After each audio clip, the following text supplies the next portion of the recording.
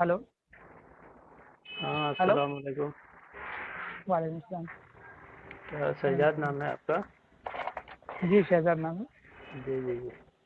जनाब, आप कौन से मसलक से ताल्लुक़ रखते हैं? मैं कौन से मसलक से जी? जी मैं किसी मसलक का ऐसा पाबंद नहीं हूँ। जी जी। आपका मसलक पूछने का मतलब है कि बरेलवी, देवबंदी, अहले हदीस, जमात इस्लामी, शिया, सुन्नी, यही सारे मसलक ना। हाँ हाँ। हाँ, मैं किसी मसलक का पाबंद नहीं हूँ ऐसे। अच्छा, आप कौन से जमात से हैं? कौन से कौन सी फिरके? जमात से हूँ? कौन से जमात और फिरके से हैं? बस मेरी जमात वही है जो अल्लाह ने कहा कि हुआ सम्माकुमुल मुस्लिमीन। हाँ। अल्लाह ने कुरान में कहा कि हुआ सम्माकुमुल मुस्लिमीन। अच्छा, तो मुस्लिमीन तो ये मजहब हो गया ना। ये हो गया। जी कौन से मजहब के हो, यानी इस्लाम मजहब के हो, हम मुसलमान हैं। जी, बस यही होना हाँ ज़रूरी है। हाँ। बरेलवी, देवबंदी, अहले हदीस ये होना ज़रूरी तो नहीं नहीं मेरे नहीं, ख्याल से। जमात की बात कर रहा हूँ जनाब, जमात की बात कर रहा हूँ। तो जमात जैसे यही है ना। अच्छा हाँ जी।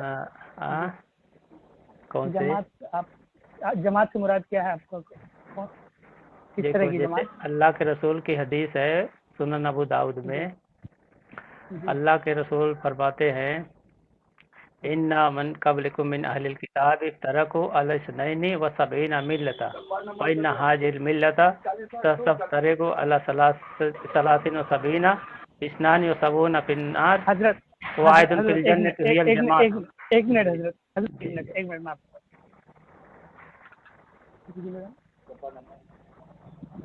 डिब्बा नंबर B8, सीट नंबर 39।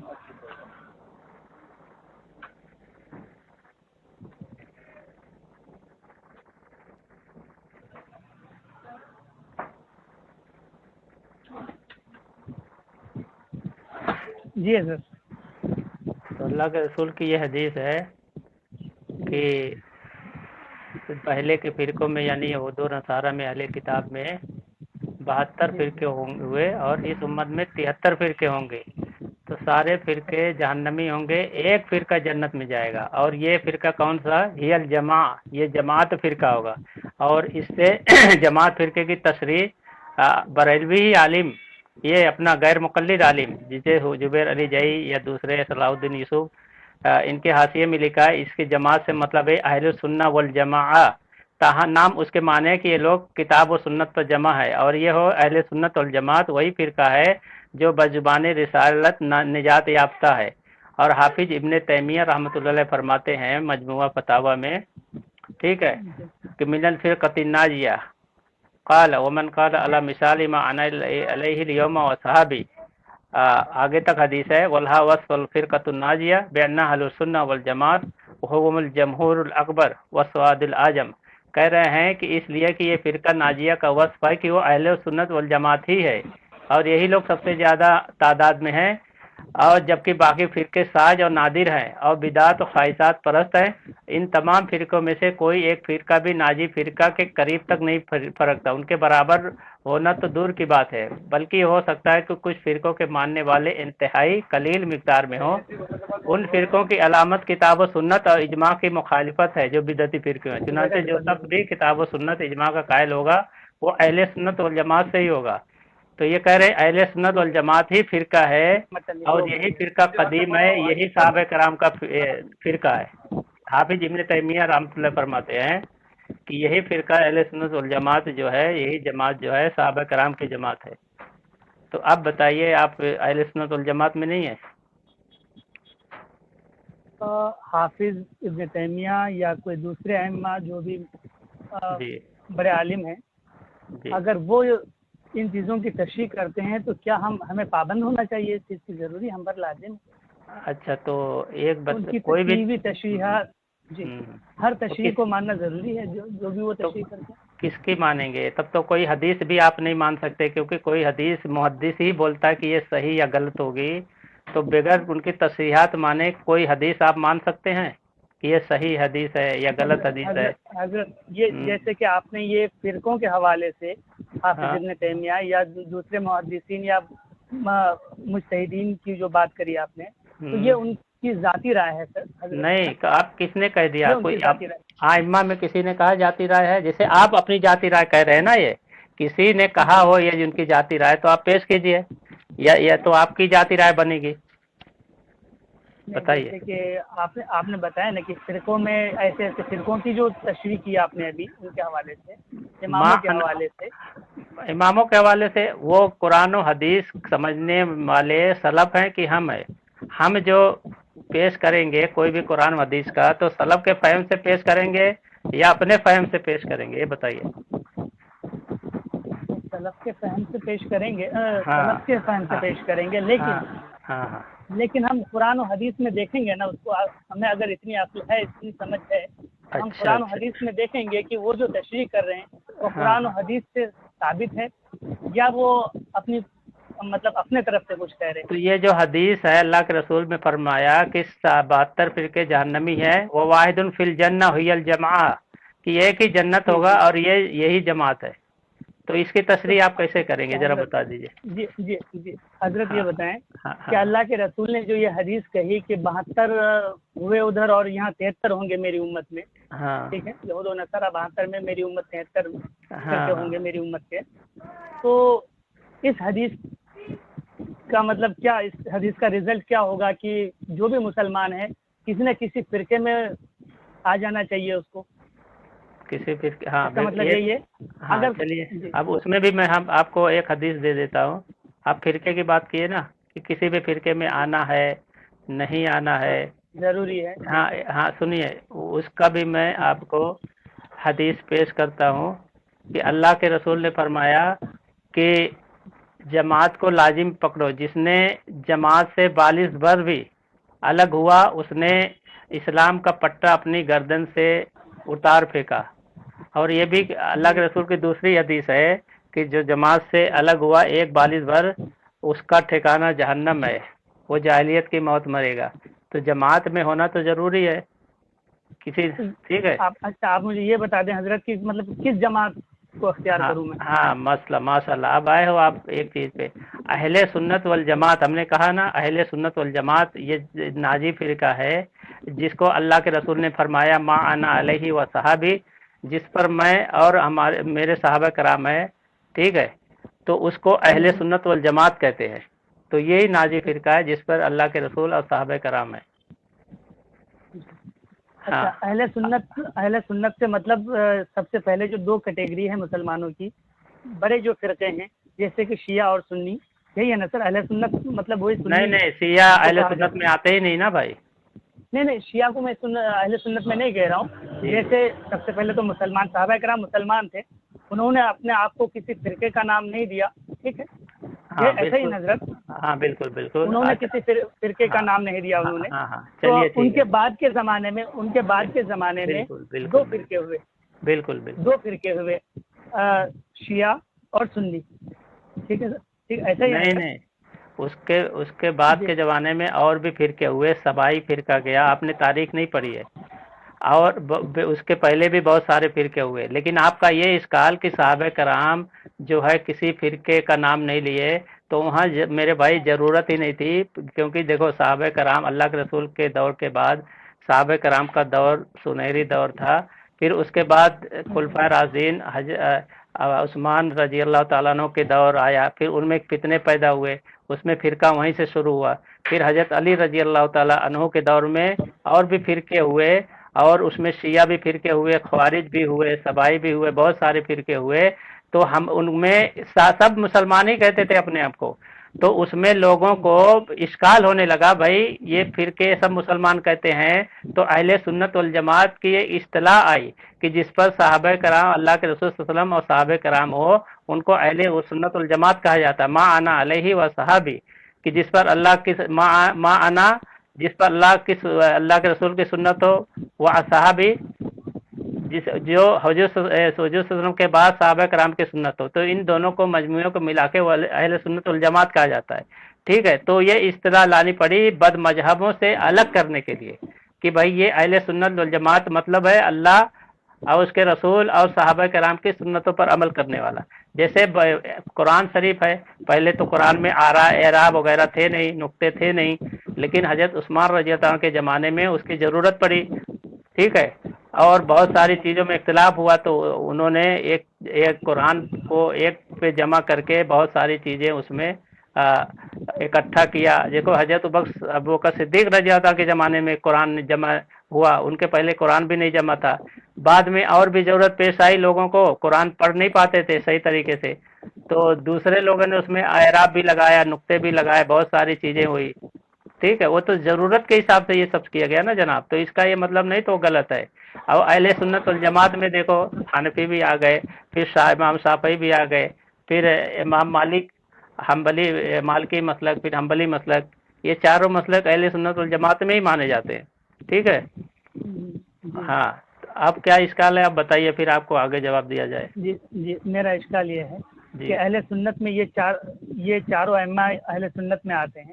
جی جی. اور ان کا جو اجتہاد ہے بہت مختلف ہے، ان کے درمیان بھی تضاد ہے کافی، چاروں ائمہ کے درمیان. اور اس کے بعد اہل سنت میں بھی فرقے ہو گئے، ایسا ہی کون سے؟ بریلوی دیوبندی. ہاں چلیے آپ بول لیجیے. چلیے اہل حدیث. تو اہل سنت سے میں ذرا کنفیوز اس لیے ہو رہا تھا، میں آپ کو جو شیعہ سنی کی جو مثال دی نا آپ کو صحابہ کرام کے بعد، کہ یہ خاص طور سے ہمارے یہاں علاقے میں جو خاص مطلب سب سے بڑے جو فرقے ہیں شیعہ اور سنی، تو میں وہ مثال دے رہا تھا آپ کو دو فرقوں کی سمجھنے کے لیے، میں کہ اہل سنت سے مراد کیا ہے دیوبندی، کیونکہ اہل سنت میں پھر کئی کیٹیگری ہو گئی ہے. میں سمجھ گیا میں سمجھ گیا آپ کے اشکال. میرا اشکال کا جواب، آپ کے اشکال کا جواب یہ ہے کہ آپ جیسا کہہ رہے ہیں کہ اہل سنت جیسے چار مسلک کے ہے، حنفی، مالکی، حنبلی اور شافعی، تو اس میں سے اور بھی بہت سارے لوگ آ گئے، جیسے حنفی میں بریلوی بھی کہلاتے ہیں، ایسا یہ ہے نا. ٹھیک ہے، تو یہ سنیے میرے بھائی سنیے. تو اس کا یہ اشکال کا جواب پہلے یہ ہے، دیکھیے جیسے مسلمان میں بہت سے باطل فرقے آئے، لیکن ان کو پھر مسلمان کے عقائد سے الگ کیا گیا. جیسے آپ کہتے ہیں نا شیعہ آ گئے، ان کے باطل فرقے ہیں تو ان کو الگ کیا گیا. خوارج آئے تو ان کو باطل فرقہ ہے تو ان کو الگ کیا گیا. جو فرقہ بنتا ہے نا وہ عقائد کی بنیاد اور اہل سنت والجماعت کے عقائد سے اگر خلاف ہو تو وہ الگ ہو جاتا، وہ اہل سنت والجماعت میں نہیں آتا، بھلے سے وہ اپنے آپ کو کہیں. اسی طرح اگر کوئی مسلمان جو ہے اپنے آپ کو مسلمان کہے، جیسے قادیانی مسلمان کہتا ہے، شیعہ مسلمان کہتا ہے، منکرین حدیث مسلمان کہتا ہے، لیکن وہ حقیقت میں مسلمان نہیں ہے، کہتے ہیں نام ہے. کیوں نہیں ہے؟ کیونکہ وہ اہل سنت والجماعت کے اور قرآن حدیث کے جو عقائد ہیں ان کے خلاف ان کا عقیدہ ہے. تو اسی طرح جو ان چاروں مسلک کے خلاف عقیدہ ہے وہ اہل سنت والجماعت نہیں ہو سکتا، اگرچہ وہ اہل سنت والجماعت کہے. ٹھیک ہے، اب بتائیے اب کیا اشکال ہے آپ کا؟ نہیں، اشکال یہ ہے کہ مطلب اہل سنت میں ہونے کے باوجود پھر تو اس میں بھی فرقے ہیں نا سر حضرت، کیونکہ ایک دوسرے نے ایک دوسرے کے اوپر فتوے لگا رکھے ہیں مشرک ہونے کا، کافر ہونے کا. بریلویوں نے دیوبندیوں پر لگایا فتوا، دیوبندیوں نے بریلویوں پر لگایا، اہل حدیث نے ان دونوں پر لگایا، ان دونوں نے اہل حدیث پر لگایا. تو یہ فتوے اتنے لگے ہوئے ہیں ایک دوسرے پر، ایک دوسرے کو مشرک تک کہا.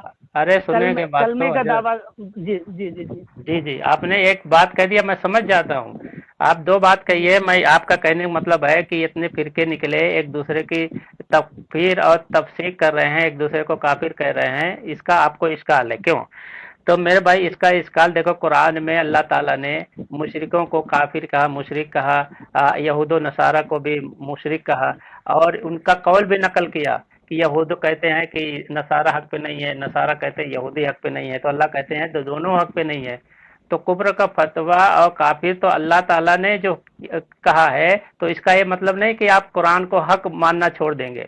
اب آتے ہیں یہ آپس میں جو کہتے ہیں، بھائی دیکھو جو اہل سنت والجماعت سے جو قرآن و حدیث کے خلاف عقیدہ رکھے گا، جیسے قادیانی ہے، پورے مسلمان کا عقیدہ ہے کہ اللہ کے بعد کوئی نبی نہیں آئے گا. قادیانی ہے، انہوں نے نبوت کا دعویٰ کیا، مرزا غلام احمد قادیانی نے، اس کے ماننے والے نے اس کو نبی کہا، تو ان کو کافر کہا جائے گا کہ نہیں کہا جائے گا؟ آپ بتائیے.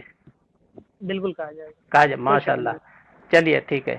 اور اسی طرح اگر کسی کا کفریہ عقیدہ ہو اور اس میں کوئی چیز کی وہ نہ ہوتی ہو کہ اس کی تعویل ہو، اور وہ آدمی کھلا کھلا کہہ رہا ہو کہ نہیں ہمارا یہی عقیدہ ہے جیسا آپ سمجھ رہے ہیں، ٹھیک ہے، کوئی خدا کا دعویٰ کر دے، کوئی نبوت کا دعویٰ کر دے، کوئی اہل سنت والجماعت کو ماننے سے ہی انکار کر دے، کوئی صحابہ کرام کو نہ مانے، ان کو مسلمان نہ سمجھے جیسے شیعہ، تو ان کو خارج از اسلام سمجھا جائے گا کہ نہیں؟ جیسے ان کا عقیدہ ہے ویسے فتویٰ جائے گا، کوئی دشمنی میں تو نہیں جاتا، کیونکہ وہ تو کافر پہلے سے ہیں، یہ بتاتے ہیں کہ بھئی آپ کافر ہو گئے، بناتے نہیں ہیں علماء، ٹھیک ہے، جیسے قادیانی ہے وہ تو نبوت کا دعویٰ کر کے تو کافر ہو گیا، کافر تو ہو چکا ہے، لیکن علماء نے بتا دیا بھائی آپ تو کافر ہے کیونکہ آپ کا یہ عقیدہ ہے، تو علماء کافر بناتے نہیں ہیں جناب، سمجھے؟ ہاں، اب بتائیے اب کیا اشکال ہے آپ کا؟ تو ہم کن کو جی سمجھیں، یہ اب یہ بتائیں کہ ہم کن کو سمجھیں اہل سنت؟ ہاں کیونکہ کہیں نہ کہیں تو فٹ ہونا پڑے گا نا بالکل بالکل جناب، تو کہ جو ہم علماء دیوبند سے کبھی کانٹیکٹ کریں، ان کو اپنا عالم سمجھیں، یا میرا بریلویوں کے تعلق عالم میں علماء انہیں دیوبند سمجھیں؟ سے ہی ہے، علماء اہل دیوبند سنت والجماعت احناف علماء دیوبند سے ہی ہے۔ میں ایک چیز آپ کو بتانا چاہتا ہوں کہ اللہ کے رسول نے حدیث بیان کر کے کلیئر کر دیا ما انا علیہ وصحبی، کہ جو نجات یافتہ فرقہ ہوگا کون سا ہوگا؟ جس پر میں اور میرے صحابہ کرام ہیں۔ تو یہ تو اصول اللہ کے رسول نے بتا دیا کہ قرآن و حدیث اور صحابہ کرام کا عمل جس پر ہے وہ اہل سنت والجماعت فرقہ اور سچا فرقہ ہوگا، حق والا ہوگا، اور اس کے بعد انہی کے راستے پر جو چلے گا، جیسے تابعین انہی کے راستے پر چلے، تبع تابعین انہی کے راستے پہ چلے، ائمہ مجتہدین بھی انہی کے راستے پہ چلے، محدثین بھی انہی کے راستے پہ چلے، مفسرین بھی انہی کے راستے پہ چلے، ٹھیک ہے، یہ سلسلہ ہوتا آیا ہے، انہی کے راستے پہ یہ سب چلے، تو یہ سب اہل سنت والجماعت سے ہیں اور یہی نجات یافتہ ہیں۔ باقی تو فرقے تو آتے رہیں گے جناب، اور ایک نئے نئے فرقے بھی آئیں گے، اپنا مجتہد ہونے کا دعویٰ کریں گے، کوئی نبوت ہونے کا دعویٰ کرے گا، کوئی یہ کہے گا کہ میں اپنے من سے قرآن حدیث سمجھوں گا، سلف کو نہیں مانوں گا، تو یہ فرقے تو نئے نئے آتے رہیں گے جناب، لیکن سلامتی کا راستہ وہی ہے جو حضور کے زمانے سے جو ڈوری جو رسی چلی آئی ہے اس کو آدمی نہ چھوڑے، سمجھ گئے نا بات کو؟ یہ سلسلہ کڑی ہے۔ باقی جو ائمہ مجتہدین کے بارے میں جو آپس کا اختلاف ہے، تو اجتہاد میں اختلاف ہوتا ہے، جیسے اصول حدیث میں اختلاف ہے، ٹھیک ہے جناب، اصول حدیث میں اختلاف ہے کہ بہت سارے محدثین ایک ہی حدیث کو کہتے ہیں یہ ضعیف ہے، دوسرا محدث کہتا ہے نہیں صحیح ہے، ایک محدث کہتا ہے فلاں راوی ضعیف ہے، ایک محدث کہتا ہے نہیں فلاں راوی صحیح ہے، تو اس میں بھی تو اختلاف ہے، اس کی وجہ سے تو کوئی حدیث چھوڑتا نہیں۔ امام بخاری نے بخاری شریف لکھی، انہوں نے اپنا الگ اصول لکھا، مسلم شریف نے اپنا امام مسلم نے حدیث لکھی، انہوں نے اپنا الگ اصول لکھا سند کا، سند میں اختلاف ہے، پھر دوسرے امام ابو داؤد نے اس سے تھوڑا ہلکا اصول لیا، امام ترمذی نے اس سے اور ہلکا لیا، تو یہ اختلاف، یہ اصول ہیں، اس میں اختلاف ہوتا ہے، اس کی وجہ سے نہیں کہ آپ حدیث چھوڑ دیں گے۔ ابھی قرأت میں اختلاف ہے، کئی طرح کی قرأت ہیں، تو اس کا مطلب قرآن چھوڑ دیں گے آپ؟ تو یہ تو علمی چیزیں ہیں نا جناب، یہ اصول ہے، کوئی محدث جیسے امام شافعی جو ہیں ان کا اصول ہے کہ حدیث بہت سند ہے، اچھی سند ہے تو ہم اس کو لے لیں گے، ان کا اصول ہے۔ بہت امام مالک کا اصول ہے کہ جو مدینہ کا عمل ہوگا ہم اس کو کریں گے، ٹھیک ہے، تو اسی طرح اصول ہے جناب، کوئی اختلاف نہیں ہے۔ جیسے اللہ کے رسول نے فرمایا کہ ایک وتر بھی جائز ہے، 3 وتر بھی جائز ہے، 5 وتر بھی جائز ہے، تو اگر امام صاحب بھائی ایک وتر پڑھتے ہیں، ایک وتر لے لے ہیں تو وہ بھی سنت ہے۔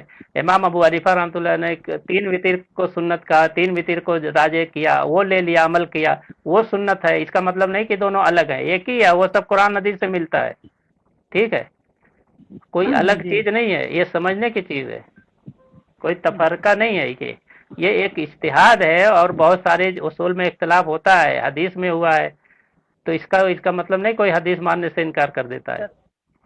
حضرت مجھے ان اختلافات سے کوئی مطلب اشکال نہیں ہے، کوئی جی اعتراض نہیں ہے ان اختلافات سے، مجھے جی اس بات سے اختلاف ہے کہ جیسے آپ نے کہا کہ کسی امام نے ایک وتر کی بات کا ذکر کیا، ایک وتر کا اصول بتایا، کسی امام نے 3 وتر کے بارے میں بتایا، اور آپ جیسے علماء کہتے ہیں کہ یہ دونوں چیزیں صحیح ہے، بالکل صحیح ہے، دونوں چیزیں صحیح ہے، ایک وطر بھی صحیح ہے، 3 وطر بھی صحیح ہے.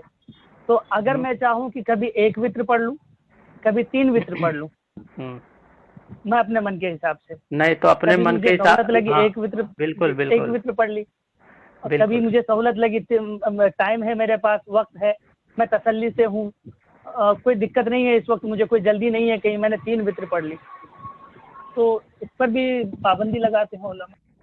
نہیں تو آپ اپنے، جیسے آپ اس لائق تو ہے نہیں، جیسے ایک محدث ہے، اب بہت بڑا محدث کا امام ہے، اس نے پوری زندگی جو ہے حدیثیں پڑھنے میں، اصول سمجھنے میں، سند سمجھنے میں بتا دیا، تو وہی راویوں کے بارے میں فیصلہ کرے گا، سند کے بارے میں فیصلہ کرے گا کہ حدیث ضعیف ہے یا صحیح ہے.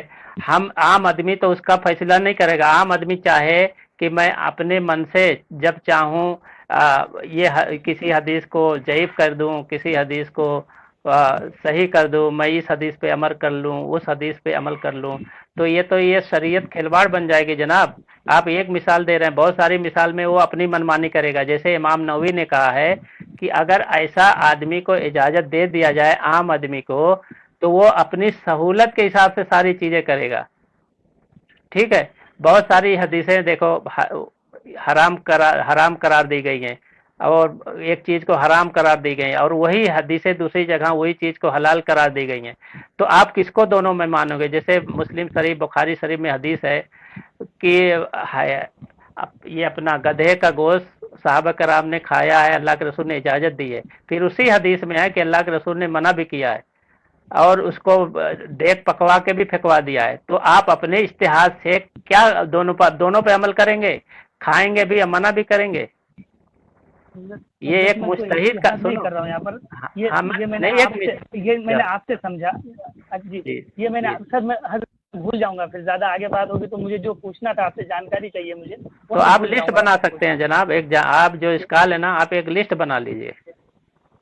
میں یہ کہہ رہا تھا کہ جیسے نماز کے بارے میں آپ نے کہا نا کہ 1 وطر بھی صحیح ہے، وہ تو علماء نے فیصلہ کیا، علماء نے اجتہاد کیا، ائمہ نے اجتہاد اور کیا. دوسری بات، ایک بات اور میں بتانا، سنو، ایک بات میں اور بتانا بھول گیا.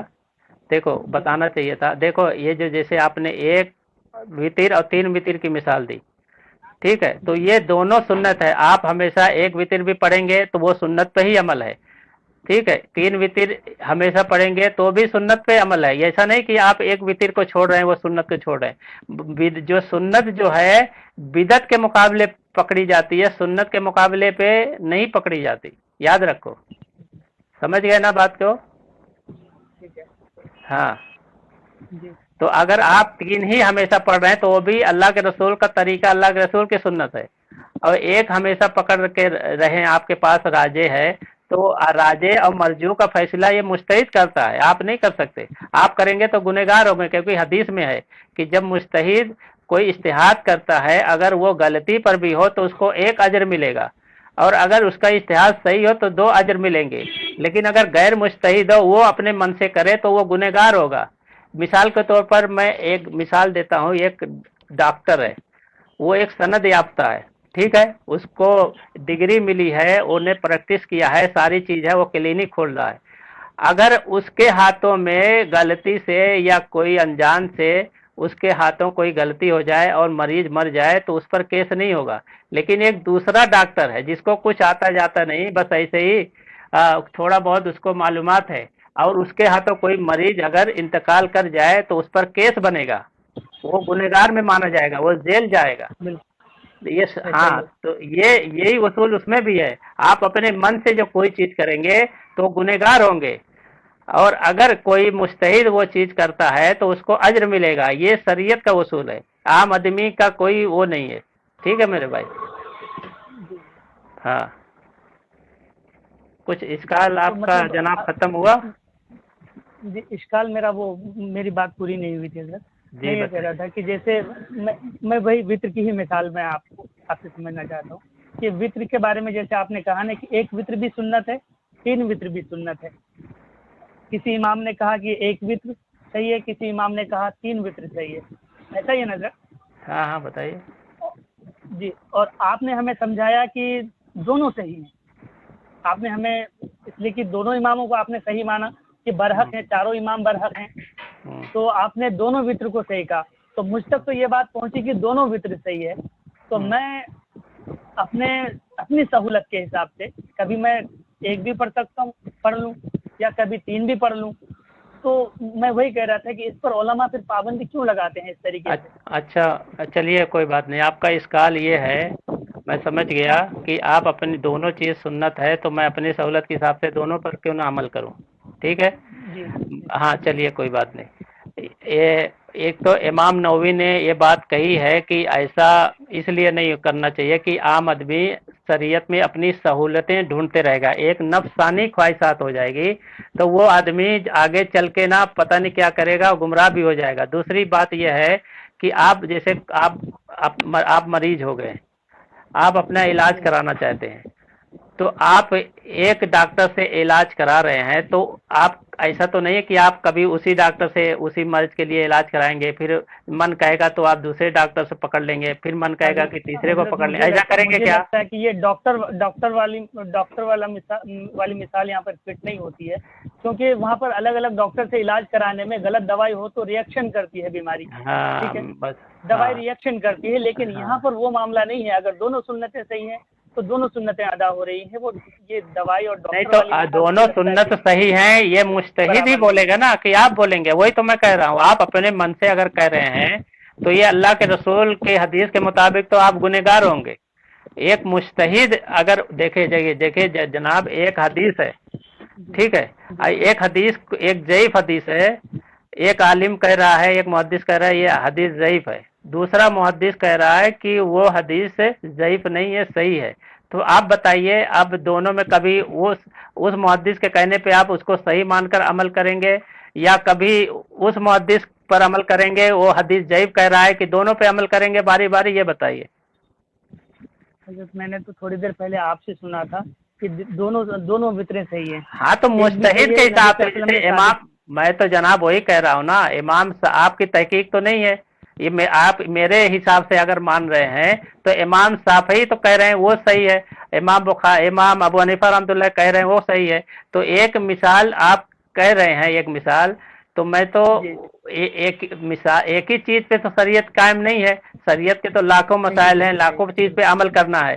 تو میں تو امام نووی نے تو اسی لیے کہا ہے نا بھائی، آدمی کو ایک چیز، اگر آپ مجتہد ہیں، آپ کے اندر اتنی صلاحیت ہے کہ ہاں آپ حدیث پرکھ سکتے ہیں، تو بے شک آپ کریے، آپ اس پر بھی عمل کریے، اس پر کریے، اس کو آپ کو کوئی روکے گا نہیں. لیکن آپ اس لائق نہیں ہیں حدیثوں کو پرکھ سکیں، صحیح غلط کی پہچان کر سکیں. تو ہمارا کام کیا ہے، جو ائمہ نے، محدثین نے، مجتہدین نے ہمارے لیے جو آسانی پیدا کی ہے، ہم اس پر عمل کریں، نہ کہ اپنے من سے اپنی خواہشات پہ عمل کریں. آپ ابھی کہہ رہے ہیں نا کہ میں اپنی سہولت کے لیے جب چاہوں میں 1 پڑھ لوں، اپنی سہولت کے لیے جب چاہوں 3 پڑھ لوں، تو یہ جو آپ کی سہولت ہے نا، یہی غلط ہے آپ کا. تو آپ سہولت ڈھونڈیں گے شریعت میں، سہولت سے نہیں ہوتا ہے. ہاں یہ سہولت آپ ڈھونڈ رہے ہیں، صحیح غلط جی نہیں جی ڈھونڈ رہے ہیں جناب. ایسے ہی لوگ بھی کریں گے، سب افراتفری مچ جائے گی. سوچو آپ افراتفری کتنی ہو جائے گی، کوئی وصول نہیں رہے گا. ہاں یہ جی سہولت نہیں ڈھونڈا جاتا، شریعت میں حضرت جو اصل ہے وہ ڈھونڈی جاتی ہے. آپ اپنی کیسے بولے آپ اپنی سہولت سے کبھی 1 پڑھیں گے، کبھی 3 پڑھیں گے، کبھی 5 پڑھیں گے، دونوں یہ نبی سے سہولت آپ ثابت نے ہے، ڈھونڈی نبی ہے. سے ثابت ہے، نبی صلی اللہ علیہ وسلم سے ثابت ہے نا نبی حضرت سے دونوں تو چیزیں. دونوں ثابت ہے نا، لیکن آپ سہولت، اس میں اپنی سہولت کی بات کر دی ہے، صحیح غلط کی بات نہیں کی ہے. سہولت پسندی اسلام میں اگر ہاں کسی چیز نے، شریعت نے ہمیں سہولت دی ہے، تو کیا سہولت پسندی کوئی ممنوع چیز ہے؟ نہیں، شریعت نے دی ہے ٹھیک ہے، لیکن آپ نے اپنی سہولت کی بات کہی، شریعت کی سہولت کی بات نہیں کی. شریعت نے سہولت دی اگر حضرت اگر شریعت نے اگر مجھے یعنی عوام کو، امت کو اگر کسی بات پر سہولت دی ہے، تو کیا امت کے لیے کوئی ممنوع ہو گئی ہے سہولت پسندی؟ کون سی سہولت دی آپ بتائیے ذرا، مجھے بتا دیجیے. جیسے اللہ تعالیٰ سہولت نے، کون سی دی ہے؟ جی میں سر حضرت مثال دے رہا ہوں میں آپ ہاں کو مثال دیجیے. کہ جی، کہ جیسے اللہ تعالیٰ نے فرض کی ہیں 17 رکعت نمازیں 5 وقت میں، 5 وقت میں 17 رکعت نمازیں فرض ہیں. اللہ کے حضور جب پیش ہوں گے لوگ قیامت کے دن، تو اللہ تعالیٰ جو وہاں نمازوں کا حساب لے گا، تو وہ 17 رکعتوں کا ہی حساب بات پرشش ہوگی، پوچھ ہوگی وہاں پر. باقی جو سنتیں ہیں نوافل ہیں یہ سب نوافل ہیں، یہ فرائض میں سے نہیں ہے، فرض نمازوں میں سے نہیں ہے۔ اگر کوئی پڑھ لے تو ٹھیک ہے ثواب ملے گا، نہیں پڑھے تو قیامت کے دن رب تعالیٰ کسی سے نہیں کوشش کرے گا اس کے بارے میں، ایسا ہی ہے نا حضرت؟ چلو میں یہ جاننا چاہتا ہوں کہ صرف 17 رکعت کے بارے میں بات پرس ہوگی، یہ کہاں سے آپ نے کہیں قرآن و حدیث سے نکالا ہے؟ تو آپ مجھے دلیل دے دیں۔ کیونکہ قرآن میں جو نماز ہیں جو فرض کی گئی ہیں، اللہ کے رسول نے بتایا کہ یہ فرض نماز ہے۔ ظہر فجر میں 2 رکعتیں فرض ہیں، ظہر میں 4 رکعتیں فرض ہیں، عصر میں 4 رکعتیں فرض ہیں، اور مغرب میں 3 رکعتیں فرض ہیں۔ یہ کس نے کہا؟ اللہ تعالیٰ نے کہا کہ اللہ کے رسول نے کہا؟ اللہ کے رسول نے کہا کہ یہ نمازیں فرض ہیں، یہ رکعتیں اللہ کے رسول نے پریکٹس کر کے بتائی۔ نہیں، میں یہ کہنا چاہتا ہوں اللہ کے رسول نے یہ کہا کہ یہ 17 نمازیں اسی کی بات پرس ہوگی اور دوسرے کی نہیں ہوگی۔ آپ کیا کہتے ہیں؟ میں تو یہی جانتا ہوں کہ اللہ کے رسول نے یہی کہا کہ یہ اسی کی نہیں، بات جیسے آپ نے کہا نا کہ آپ اپنے حساب سے سمجھ جاتے ہیں، تو آپ دلیل، اس کی دلیل بھی ہونا چاہیے نا۔ آپ اگر سمجھ جاتے ہیں تو اس کی دلیل ہونا چاہیے۔ حضرت میں معافی کے ساتھ یہ گزارش کرنا چاہتا ہوں کہ میں کوئی عالم نہیں ہوں، ٹھیک ہے؟ جی جی، نہیں تو آپ بولے نا کہ آپ قرآن و حدیث سمجھ جاتے ہیں۔ میری باتوں کو آپ بحث نہ سمجھیں، ٹھیک ہے؟ بحث نہیں سمجھ رہا ہوں جناب، جی جی جی جی، بحث نہیں سمجھ رہا ہوں۔ میں یہ کہنا چاہتا ہوں جیسے آپ نے کہا کہ آپ قرآن و حدیث سمجھ جاتے ہیں اور ہم قرآن و حدیث پر ہی عمل کریں، ائمہ کو نہ پکڑیں، تو کیا حرج ہے؟ آپ نے کہا تھا، تو وہی میں جاننا چاہتا ہوں۔ دیکھو اللہ تعالیٰ فرماتے ہیں الوتر حق فمن شاء فلیوتر بخمس ومن شاء فلیوتر بثلاث۔ تو یہ وتر جو ہے اللہ تعالیٰ نے حق کہا ہے، اور جو چیز حق ہے تو یہ بتائیے وہ اس کے بعد وتر کی نماز، ہاں وتر کی نماز، تو وتر کی نماز کی بات پوچھ ہوگی کہ نہیں ہوگی اگر کوئی نہ پڑھے؟ قرآن کی کون سی آیت ہے بتا دیں ذرا، میں تو حدیث آپ نہیں مانتے؟ نہیں، یہ حدیث آپ نے بتائی یا وہ؟ یہ حدیث میں پڑھ رہا ہوں، حدیث کی ساری کتابوں میں ہے یہ، اور یہ سنن ابن ماجہ کی حدیث نمبر 1190 ہے۔ اس میں اللہ کے رسول فرماتے ہیں، اور دوسری بھی حدیثوں میں ہے کہ الوتر حق، وتر جو ہے وہ حق ہے، ٹھیک ہے؟ حدیث نمبر بتا دیں سنن ابن ماجہ والی۔ سنن ابن ماجہ حدیث نمبر 1190، اور دوسری کتاب سے بھی بتاتا ہوں میں، ٹھیک ہے؟ ہاں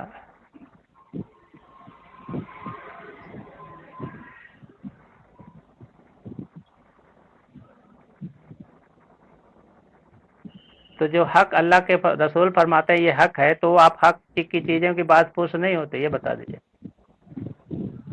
آپ نے کہا کہ ساری صرف 17 رکعت کی بات پوچھ ہوگی۔ اللہ تعالیٰ نے جو فرض کی ہیں انہی کی پوچھ ہوگی۔ اللہ کے رسول نے جو چیز فرض حرام کیا اس کو آپ نہیں مانیں گے؟ یہ آپ نے فرق کر دیا۔ آپ جناب یہی تو آپ فرق کر دیے۔ آپ کہہ رہے ہیں کہ جو اللہ کے رسول نے کہا وہ قرآن کے خلاف کہا۔ اللہ کے رسول کبھی قرآن کے خلاف نہیں کہتے۔ میں قرآن کے خلاف نہیں کہہ رہا ہوں۔ اللہ کے رسول کسی چیز کو حرام کیا تو وہ حرام ہے، اللہ کے رسول کسی چیز کو حلال کیا تو وہ حلال ہے۔ میں اس بات کا انکار نہیں کر رہا ہوں، لیکن مجھے اس حدیث کے بارے میں معلوم نہیں تھی، آج تک میں نہیں جانتا تھا کہ اللہ کے رسول نے تو بتا دیا نا جناب، میں نے ساری چیزیں بتائی۔ ہاں مسند، اب دوسری کتابوں میں بھی ہے وہ حدیث، ساری قریب کئی کتابوں میں ہے، ٹھیک ہے؟ میں نے ایک کتاب کا حوالہ آپ کو دے دیا، تو آپ اس کو مانے یا نہ مانے وہ الگ بات ہے، مگر یہ ہے کہ وتر اللہ کے رسول نے اس کو حق کہا۔ تو یہی میں کہہ رہا ہوں کہ جب آپ کے پاس اتنی جانکاری نہیں ہے اور آپ نے کوئی حدیثیں نہیں پڑھی ہیں، حق کہا یا فرض کیا؟ حق کی بات میں کہہ رہا ہوں، حق کی بات میں کہہ رہا ہوں۔ باقی نمازیں بھی تو حق ہے، باقی جو سنت نوافل ہیں وہ بھی حق ہیں۔ وہ حق اللہ کے رسول نے کہا ہے کہ وہ حق ہیں۔ یہ وطر کے بارے میں صرف یہی تو میں کہہ رہا ہوں جناب۔ آپ قرآن حدیث کے وغیرہ جو اللہ کے رسول الوتر حق ثابت ہے، عمل سے تو ثابت ہے نا، جو جیسے سنت موقدہ ہیں۔ دیکھو آپ یہ کیا ابھی دیکھو آپ خود قیاس کرنے لگے۔ پورے ذخیرہ حدیث میں اللہ کے رسول نے وطر کو حق کہا، تو آپ اپنے قیاس میں اللہ کے رسول کی دیکھو۔ اجتہاد ایسے ہی ہوتا ہے، جب آدمی اپنے نفس سے اجتہاد کرتا ہے تو नबी की बात से आगे जाने की कोशिश करता है, जो नबी ने नहीं कहा उसको भी कहने की कोशिश करता है। हजरत मैं आपसे पूछ रहा हूँ, मैं किसी चीज को अल्लाह के रसूल ने जो नमाजें पढ़ी हैं एक सुन्नत मौक़िदा होता है, जैसे फजर की नमाज जो है सुन्नत है, अल्लाह के रसूल उसकी सबसे ज्यादा पाबंदी करते थे, ठीक है, वो सबसे ज्यादा मुअक्किद है। मुअक्किद मतलब फर्ज के बाद सबसे अहम नमाज है, वो चीज अल्लाह के रसूल उस पर बहुत पाबंदी करते थे। हजरत सिद्दीक़ा रज़ियल्लाहु की हदीस में है, बुखारी शरीफ, मुस्लिम शरीफ, सारे चीजों कि वो नमाज अल्लाह के रसूल नहीं छोड़ते थे। तो कुछ तो बात हो गई कि वो नमाज अल्लाह के रसूल नहीं छोड़ते थे, तो उसको मुहद्दिसीन ने, फुकहा ने, उलमा ने उसको सुन्नत मौक़िदा कहा है। तो अल्लाह के रसूल की जो और नमाजें हैं, एक है सुन्नत मौक़िदा, एक है सुन्नत गैर मौक़िदा, ठीक है। उसकी तरतीब उलमा मुहद्दिसीन ने सारे हदीसे के जखेरे को सामने रखकर वो फैसला किया है। तो आपका या हमारा ये काम नहीं है कि हम खुद इज्तिहाद करने लगे। वो फिर कैसा होगा, फिर अल्लाह के रसूल के ज़माने से, सलफ़ के ज़माने से आज तक जो रस्सी आई है, वो आदमी उसको छोड़ देगा और कहीं दूसरे लोगों के बहकाव में आके वो गुमराह हो जाएगा, ठीक है। वो रस्सी उसको पकड़ना ज़रूरी है जो अल्लाह के रसूल ने सहाबा कराम को दी है, सहाबा कराम ने ताबईन को दी है, ताबईन ने तबे ताबईन को, इसी तरह वो होते आया है। तो उनकी तहकीक से हटकर, उनके मनहज या उनके फहम से हटकर कोई चीज़ हम लेंगे तो वो ठोकर खाना ही खाना है, ठीक है जनाब।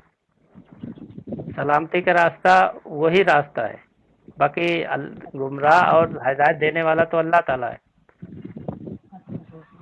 जी जी, ठीक है। आपको और कुछ इश्काल रहेगा तो आप एक लिस्ट बना लीजिए। जी मैं यही करूंगा, मैं जो भी इश्कालात हैं ना मेरे, वो मैं लिस्ट बना लूंगा। आप एक लिस्ट बना लीजिए, एक एक करके, दो दो करके, जो भी रहेगा इंशाल्लाह बात हो जाएगी। चलिए, अस्सलाम वालेकुम।